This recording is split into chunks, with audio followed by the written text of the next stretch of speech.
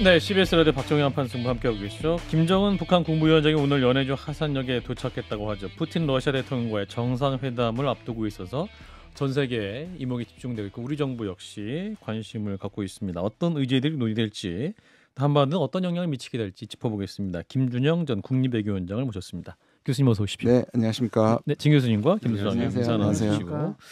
자, 일단 김정은 위원장이 오늘 연해주 하산역에 도착했다 외신 보도가 있었고 지금은 이제 블라디보스톡을 건너뛰고 북쪽으로 이동 중이다. 뭐 이런 얘기도 나오는데 지금 어디에 있는 겁니까? 정확하게 알려지지 않았죠. 예. 아니 근데 가기 전에 여러 가지 얘기가 나왔고 예. 그 EEF 아닙니까? 그러니까 이거 동방경제 포럼에는 안 간다는 걸 러시아 쪽에서도 얘기를 했어요. 그리고 김정은 위원장은 다자회담에 일원으로 가지 않습니다. 그러니까 블라디보스톡이 만약 했다면 그거는 끝나고 난 뒤에 만날 수도 있는 거고 그렇지만 다자회담의 일원으로 그 행사에 참여하지 않는 거는 분명히 해석 보였고요. 그다음에 이제 지금 우주기지로 간다고 얘기를 하는 얘기가 좀 나오는 것 같아요. 그게 그러니까 이제 보스토친이 우주기지. 보스토친인데 이게 우리가 블라디보스톡은 제일 해안 쪽에 있고 하바롭스크가 이제 조금 내륙의 북쪽인데 그거보다 조금 더 북쪽으로 가면 나옵니다. 그러니까 아마 꺾었겠죠. 꺾었으면 이제 블라디보스톡은 안 가는 거다. 하바롭스크나 아니면 지금 거기로 가는 건데요. 예. 아마 그거를 특별하게 구별하고 또 보안이 좀 센 거에 대해서 약간 바꾸는 방식 큰 차이는 아니니까요. 아마 그렇게 된 것 같습니다. 저도 뭐 정확한 상황은 예, 지금 속보 들어온 것도 러시아 소식통 역시 푸틴과 김정은 위원장이 보스토친이 우주기지에서 회담할 예정이다라는 얘기가 나오고 있는데 이 보스토친이 우주기지의 상징성이 있을까요? 그냥 어떻게 하다 보니까 거기에 됐다? 저는 뭐 있을 수도 있는데요. 예. 근데 이게 혹시라도 지금 저는 나중에 더 자세히 얘기가 되겠지만 당장에 무슨 ICBM이나 우주 기술이나 그다음에 이런 거를 뭐 핵잠수함을 주겠다. 이게 진짜 성급하다고 생각하거든요. 저는 이미 이제 북중러가 뭐 훈련을 한다까지 얘기가 나오고 한미일 상응하는 캠프 데이비드 상응하는 북중러 정상회담까지 얘기하는데 다 너무 앞서간 얘기라고 생각합니다. 그 교수님께서 그냥 밀월 관계 정도 약간 좀 관계 개선의 어떤 분위기가 시작됐다 이 정도만 해석하시는 것 같은데. 일단 북한은 지금 최근에 이제 식량난이 여러 가지로 힘들지 그렇죠. 않습니까? 네. 뭐 한쪽에서는 계속 핵 억지력을 상승시키는 게 하나의 생존 전략이지만 그럼 그것만 가지고 살 수는 없지 않습니까? 결국은 식량도 필요하고 에너지도 그렇죠. 필요하고 그다음에 북한이 작년 이제 12월부터 김정은 위원장이 신냉전이라고 딱 규정을 합니다. 지금 한반도 주변을. 맞아요. 그러면 신냉전인데 마침 또 한미일이 저렇게 강화가 된단 말이에요. 그러면 북한으로서도 뭔가 네트워크를 마련할 필요가 있는 거죠. 그래서 이 판에서 러시아와의 관계를 열고 중국과의 관계를 열고 하는 정도의 시작이다. 그러니까 한미일만큼 북중러는 세 나라가 함께할 만한 준비가 좀 덜 된 거네요. 응집성도 그러니까. 낮고요. 여러 가지 이해관계 때문에 그렇게 쉽지 않습니다. 그렇게 쉽지 않다. 그걸 역설적으로 얘기하면 이쪽에서 계속 모티베이션을 주는 거, 동기부여를 하는 겁니다. 그러니까 세 개가 뭉칠 수 있도록 이제 오히려 그렇게 왜냐하면 그건 이제 전례가 있죠. 왜냐하면 러시아와 중국은 사실 그렇게 가깝지가 않고 중국은 우크라이나 친 거에 대해서 속으로는 불만이 많거든요. 근데 미국이 밀어붙이니까 한편이 되는 거거든요. 러시아와. 그것도 지금도 그런 것과 비슷한 현상이 벌어지는 거라고 저는 봅니다. 그렇군요. 지금 이제 뭐 성급한 보도일 수 있지만 북한이 러시아에 곡사포와 박격포와 포탄을 주고 방공 무기 받을 수도 있다. 뭐 이런 얘기가 나오는데 이런 해석 어떻게 보세요? 그러니까 이게 지금 저는 이제 그까지 봅니다. 이번에 이제 왜냐하면 지금 얘기하는 우주 기술이나 특히 핵잠수함을 주면요. 이거는 미국과 러시아의 핵균형까지도 흔들 수 있는 사안입니다. 왜냐하면 북한이 SLBM이 가능한 국가인데 그걸 싣고 캘리포니아, 뉴욕까지 간단 말이에요. 안 떠오르고 1년 동안 갈 수 있잖아요. 그러면 이거는 심해로 가면. 그래서 지금 미국이 굉장히 당황하는 거거든요. 그래서 그거를 언론에 굉장히 지금 정상회담이라는 고급 정보를 미리 다 던져버렸잖아요. 이건 빈배기인 거고 일종의 선제적으로 예방하는 거거든요. 조심해라. 우리 보고 있다. 그리고 지금 러시아가 어떤 의미에서 우크라이나 전쟁을 제한 전쟁하고 약간 재래식 전쟁에 지금 머물고 있는데 그걸 위해서 포탄 정도는 저는 공급받을 수 있다고 생각을 합니다. 근데 그 반대급부로 ICBM 기술이나 만약에 핵잠수함을 준다는 거는 러시아가 미국을 자극해서 이 전체를 판을 흔들어 버릴 수 있기 때문에 러시아가 그렇게 아하. 바보 같은 짓을 안 하려고. 그래도 뭔가 줘야 될 거 아닙니까? 돈도 없고. 그렇죠. 그렇게 보면 이제 이 러시아 북한이 필요한 게 러시아가 가지고 있는 게 식량과 에너지입니다. 그래서 너는 최근에 이제 나오는 게 러시아 쪽에 나오는 게 이제 제재 문제를 얘기를 하잖아요. 예. 그러니까 이런 부분을 한국 언론은 제재를 파기하겠다는 얘기는 군사 기술을 준다는 얘기를 또 앞서가는데요. 제가 보기에는 식량이나 에너지가 쿼터가 정해져 있거든요. 이거를 조금 허무는 방식으로 넘어가지 처음부터 엄청난 전체 판도를 흔들 수 있는 일은 하지 않을 거라고 봅니다. 저는. 근데 러시아 입장에서 어쨌거나 북한이 지금 상황에서 손을 내밀어 준다면 굉장히 소중한 우군이 되는 것은 그렇죠. 사실이잖아요. 그러니까 그러면 앞으로 좀 더 관계를 약속한다거나 그렇죠. 내줄 것을. 그래서 사실은 이걸 관리해야 되는 거고 이번에도 러시아에 되게 자극적인 얘기를 계속하는 건 뭐냐면 작년에 발다이에서 여러 번 여기서 제가 나와서 말씀을 드렸지만 푸틴이 한국에 우크라이나 공급하지 마라 한일 관계 깨진다라고 얘기하고 그다음 고위층이 계속 한 달에 한 번이나 두 달에 한 번씩 꾸준히 이 얘기를 해왔거든요. 그 말을 안 했으면 좋겠다는 거거든요. 안 했으면 좋겠다. 그런데 어떻게 보면 우리가 포탄을 우회지만 공급을 했다는 것은 예. 그걸 열어준 것도 되거든요. 그러니까 러시아가 또 제가 이제 이렇게 판을 흔들 일을 안 할 거라고 보는 것은 이제 부총리가 오늘 그런 얘기를 했어요. 한국이 원하면 북러 정상회담에 대해서 브리핑 해주겠다고 얘기했습니다. 아하. 그러니까 이런 것들을 종합했을 때 지금 언론은 너무 많이 나가는 거고 말씀하신 것처럼 그러나 위험하죠. 제가 위기가 아니라는 얘기가 아닙니다. 이거는 분명히 셋업을 해난 다음에 기초적인 협력을 해놓고 향후에는 그렇게 갈 수도 있는 거죠. 이쪽 상황에 따라. 근데 지금 이걸 일종의 도박판으로 보면 윤석열 대통령이 우크라이나에 3조를 지금 갖다가 25년부터 붓겠다는 것은 이것의 전제는 그만큼 투자한 것 이상으로 이익을 뽑아내려고 할 거 아니에요. 그러려면 전후 보고원 사업에 참여해야 되고 참여하려면 폴란드한테 티켓을 받아야 되는 건데 그러려면 지금 포탄을 주는 등 우크라이나에 뭔가 좀 더 적극적인 전쟁 지원 행위를 해야 그 3조 투자에 대한 대가가 돌아올 거다라고 대통령이 생각하고 있는 거 아닙니까? 그렇죠. 저는 그게 이제 가장 큰 문제인데요. 왜냐하면 지금 보면은 우크라이나에 지원하는 게 지금까지는 인도주의적인 것에서 멈췄거든요. 예. 그 사이에 군수품도 있고 방어 무기도 있단 말이에요. 그러면 이게 구렁이 담 넘어가듯이 쑥 넘어갈 수 있는 거죠. 그게 제일 걱정이에요. 저는 그게 분명하지가 않아요. 이 23조의 안에 대해서 플랜에 대해서. 그러면 지금 말씀하신 그것도 그렇고 그다음에 실제로 우크라이나 가서 방문을 해가지고 생즉사 사적생 얘기를 했단 말이에요. 그러면 이게 우리가 실제로 얘기하면서 실제로 가까워지는 게 느껴지고 돈까지 들어가게 되면 아까 말씀드린 것처럼 북러를 더 가깝게 만들어주는 원인으로 촉발할 수 있죠. 그럼 러시아도 북한에 뭐 더 주게 되는 거 아닙니까? 그렇죠. 그리고 지금 안타까운 것은 세계에서 이 정도의 재고력과 소위 말하는 재래식 전쟁을 할 수 있는 포탄과 로켓포, 미사일 같은 것들을 가장 많이 잘 생산할 수 있는 나라가 남북이에요. 예, 북한과 그러니까 이게 다른 전쟁에서 지금 남북이 무기 경쟁을 하고 있는 기가 막힌 상황입니다. 그렇군요. 이제 이런 상황에서 중국의 태도도 굉장히 중요할 것 같은데 이제 시진핑 입장에서는 북러 관계가 또 너무 가까워지는 게 또 기쁜 상황만은 아니지 않습니까? 지금 어떻게 바라보고 있을까요? 중국은 확실하게 지금 상황을 관리하는 것 같고요. 왜냐하면 뭐 전성절에도 그랬고 구구절에도 그랬고 좀 격이 낮은 사람들을 보낼 뿐만 아니라 경제 쪽으로 한정을 계속 짓고 있고요. 그다음에 이 경제는 2019년에 이미 합의한 상황인데 팬데믹 때문에 밀려져 있는 겁니다. 그러니까 중국이 그렇게 하는 가장 큰 이유는 한미일이 묶이는 거에 대해서는 긴장하고 있는데 여기 빌미를 주지 않기 위해서입니다. 어떤 빌미일까요? 그러니까 북중러나 북러가 또는 북중이 안보 협력을 세우거나 만약에 북한하고 적극적으로 러시아만큼 이렇게 하면 이게 결국 한미일이 더 강화되는 묶이는 게 것이다. 러시아도 있지만 한미일 핵심은 중국이거든요. 그럼 그 빌미를 준다. 그러면 오히려 이번에 사실은 한국을 만나고 이창이 일본을 안 만났잖아요. 저는 이관계거든요, 이거. 한일 간의 이관계라고 보고. 근데 이 정부에서는 좀 착각하는 것 같아요.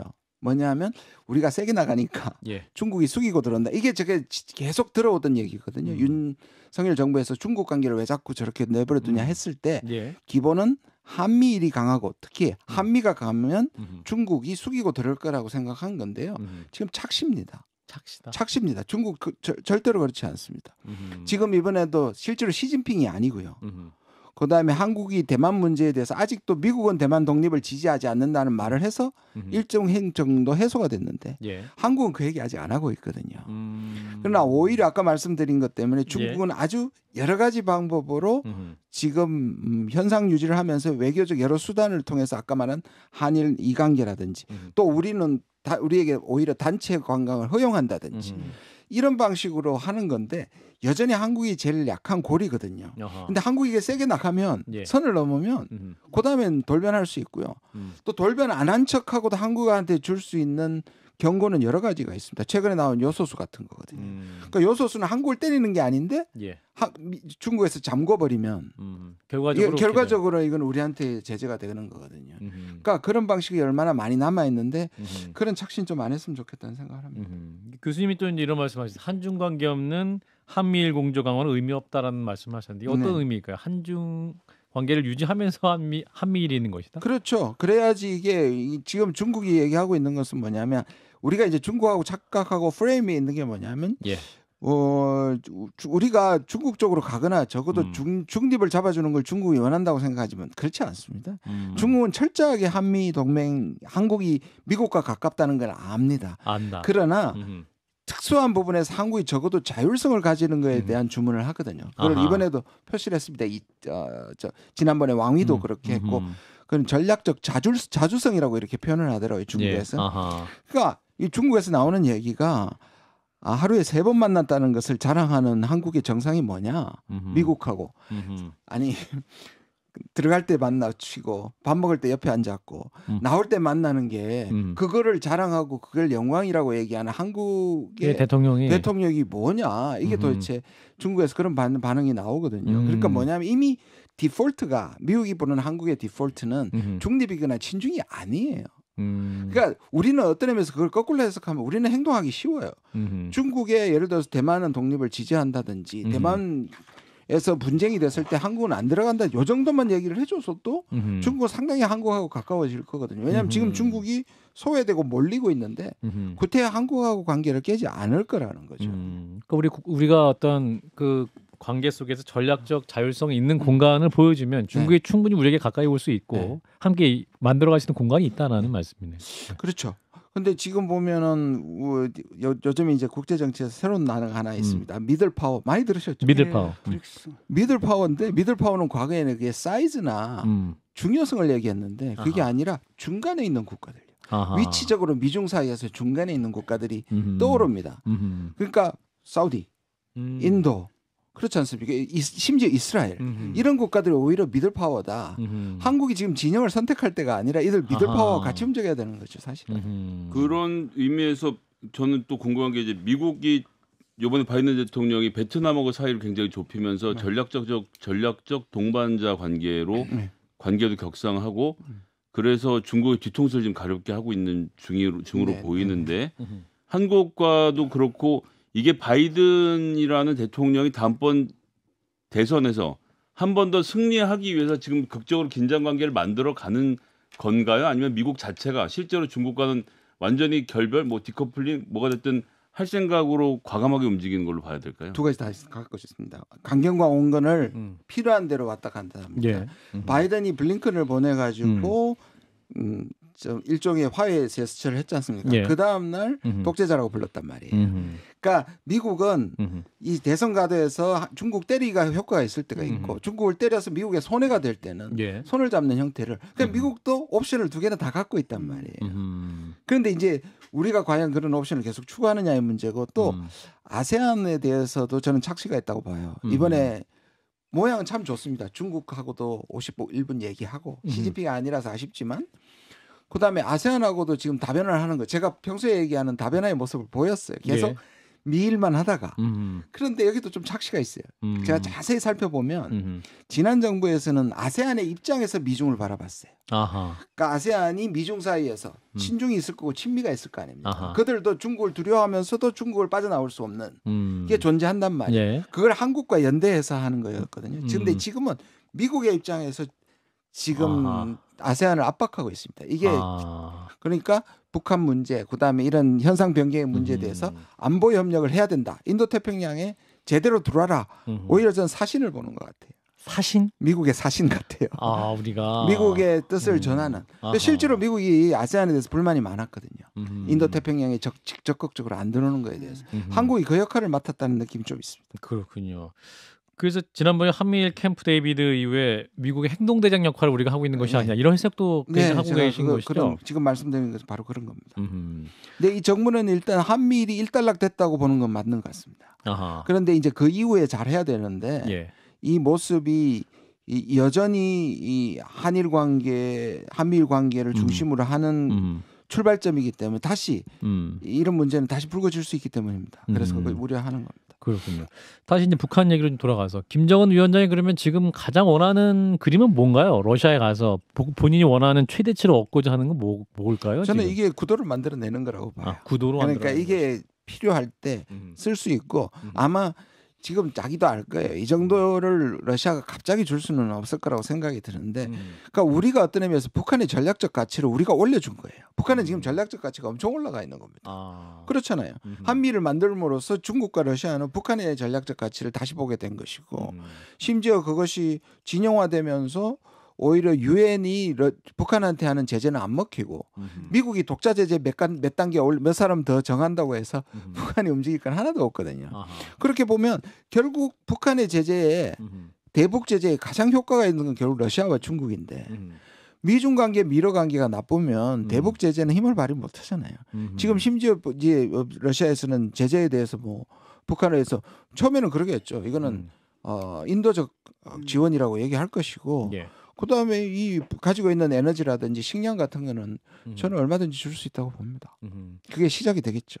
러시아 푸틴의 상태 지금 어떤 상태입니까? 지금 프리고진 뭐 암살 사실상 암살된 것이다 이렇게 해석이 나오고 있는 상태에서 정상적인 판단을 할 수 있는 상태는 맞습니다. 저는 뭐 계속 말씀을 드리지만 약간 뭐라 그러면 스크래치는 갔겠지만 그러나 오히려 그 뒤에 처리 과정이나 이걸 전부 다 다시 배속시켰단 말이에요. 저 정규군으로 배속시켰다든지 바그너 그룹을 빼고 그런 것들을 보면 전체적인 일종의 군 통수권이라든지 이 지휘 체계는 오히려 저는 하나도 흔들리지 않는다라고 생각합니다. 오히려 더 강화된 측면이 그러니까 이게 있다? 결국은 이제 누가 먼저 소모되느냐의 문제잖아요. 그러니까 지금 미국은 보기에 이제 러시아가 어느 정도 소모가 됐는데 북한을 통해 가지고 포탄이 공급이 되면 이게 길어지니까요. 그렇죠. 그러면 이게 미국이 원하는 대로 되지 않는 거고. 그러면 이제 우크라이나가 소모되는 문제도 있잖아요. 사실 그렇습니다. 우크라이나가 훨씬 더 많이 소모되는 거잖아요.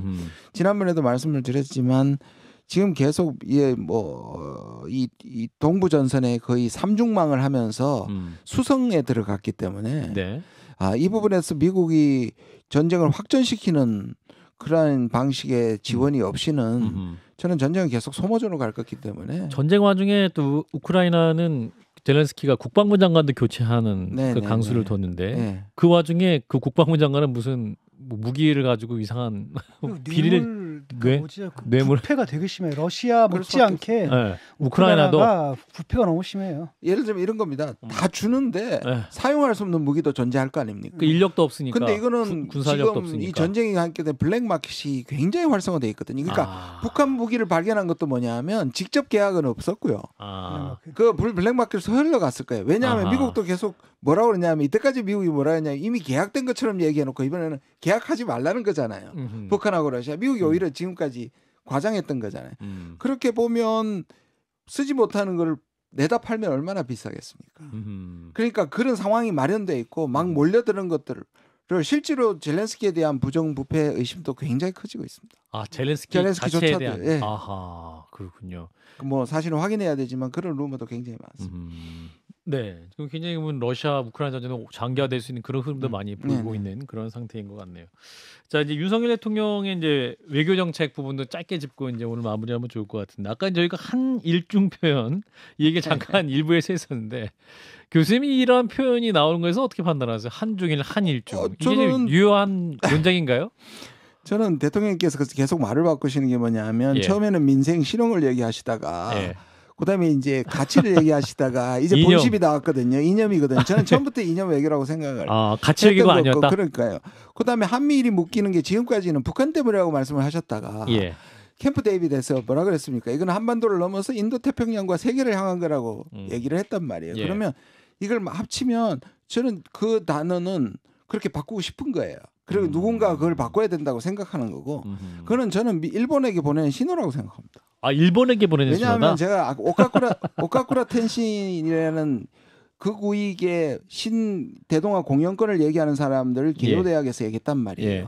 그거는 그 사람이 인용한 걸 아무도 못 알아들었는데 이거는 우리가 실질적으로 이거는 제 해석입니다만 그걸 구태했을까 생각하면 일본에게 보내는 신호 같아요. 연대의식이라 그럴까요? 아, 일본의 연대의식. 왜냐하면 한일중을 바꿔가지고 보통 일본 사람들에게는 큰 의미가 없잖아요. 그렇죠. 뭘 그렇게 고마워하고 부채가 되겠습니까? 게다가 중국 기분 나쁠 거 아니에요. 그럼 구태 왜 그렇게 할까?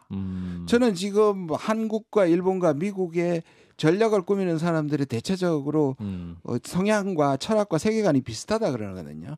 그런 데 대한 연대의식의 표현이 아닐까 생각합니다. 저는. 그렇군요. 오히려 중국에게는 안 좋은 메시지를 줄 수 있지만 일본에게는 좋은 신호가 될 수 있다. 그렇죠. 이게 하나의 어떤 면에서 외교는 주고받는 것인데 구태 중국한테 부채를 만들 필요가 없잖아요. 그러니까 한중일로 불러도 일본이 불만하지 않는 일을 왜 하느냐고요. 지금까지 그러니까. 한중일 한다고 해서 일본이 그렇게 불만하는 거 아니잖아요. 근데 이걸 바꾸면 불만이 되죠.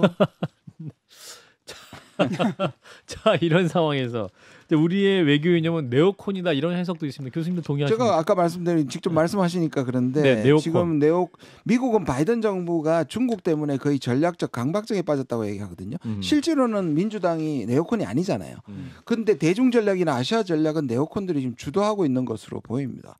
그런데다 일본의 극우 정부와 우리는 뉴라이트 정부가 세계관이 일치되고 있다.